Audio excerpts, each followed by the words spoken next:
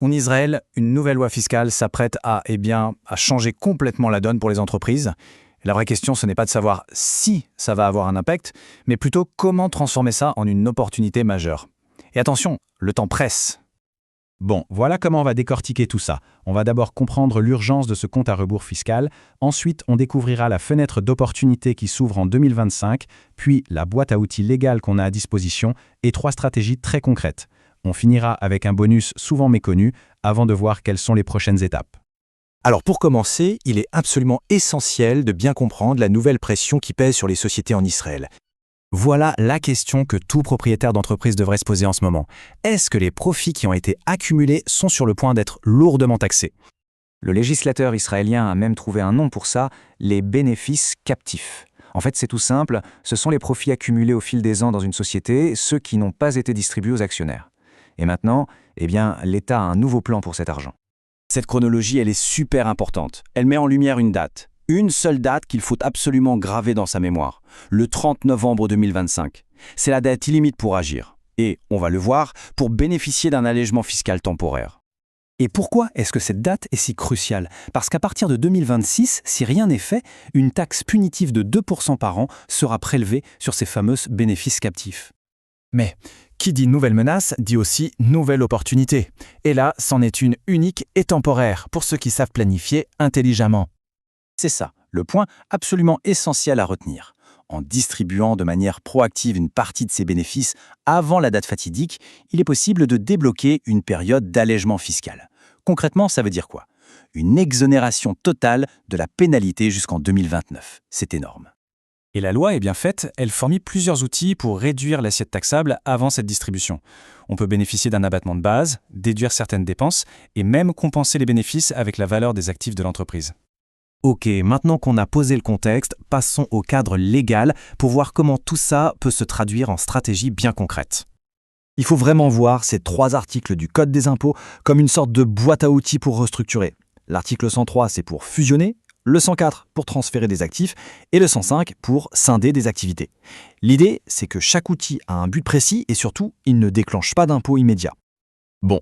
Et maintenant, la partie la plus intéressante. Voyons comment on peut combiner ces lois pour créer des stratégies d'optimisation vraiment puissantes. Première stratégie, isoler la rentabilité. Imaginons une société avec 2 activités distinctes, une branche tech qui cartonne et une branche immobilière qui perd de l'argent. L'article 105 permet de scinder les deux. Et là, c'est presque magique. L'entité tech, maintenant toute seule, peut distribuer ses bénéfices et profiter de l'allègement fiscal sans être plombée par les pertes de l'autre activité. Deuxième stratégie, on utilise la fusion pour éponger des pertes fiscales. Disons qu'on a une société A avec d'énormes bénéfices captifs et une société B avec des pertes importantes. Si on a une bonne justification commerciale, l'article 103 permet de les fusionner. Le résultat ? Les pertes de B viennent compenser les profits de A, ce qui peut réduire drastiquement et même parfois annuler l'impôt sur les dividendes. Et la troisième stratégie, c'est pour un actionnaire qui voudrait récupérer un actif spécifique, comme un immeuble par exemple. En structurant bien l'opération, l'impôt est calculé principalement sur les bénéfices non distribués. Et cerise sur le gâteau, il est possible de bénéficier d'une exonération de la taxe d'acquisition et de la TVA, ce qui rend la sortie de l'actif très avantageuse. Mais attention, il n'y a pas que les dividendes, il existe un autre avantage, souvent manqué, et il faut absolument agir avant l'échéance de 2025 pour en profiter. Il s'agit de la possibilité de transférer des actifs de l'entreprise vers un patrimoine personnel de manière fiscalement optimisée. C'est peut-être l'opportunité la plus significative de toute cette réforme et pourtant, c'est celle qui passe le plus souvent sous le radar. Et là, on ne parle pas de petites sommes, on parle d'économies directes et substantielles sur des taxes qui sont normalement inévitables. Pensez-y, entre 6 et 8% de taxes d'acquisition et 17% de TVA en moins, c'est tout simplement considérable. Pour y arriver, la loi propose 2 chemins principaux. Le premier, c'est la liquidation complète de la société qui transfère tous les actifs. Le second, qui est plus strict et réservé aux actionnaires importants, permet de transférer des actifs spécifiques sans dissoudre l'entreprise.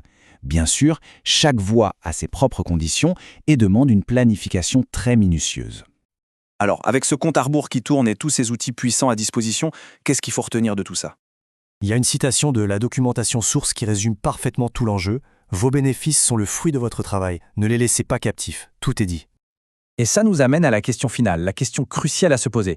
La date limite pour agir sur ces bénéfices, elle, est fixée. Est-ce que la stratégie pour le faire l'est aussi parce que l'inaction a désormais un coût bien défini?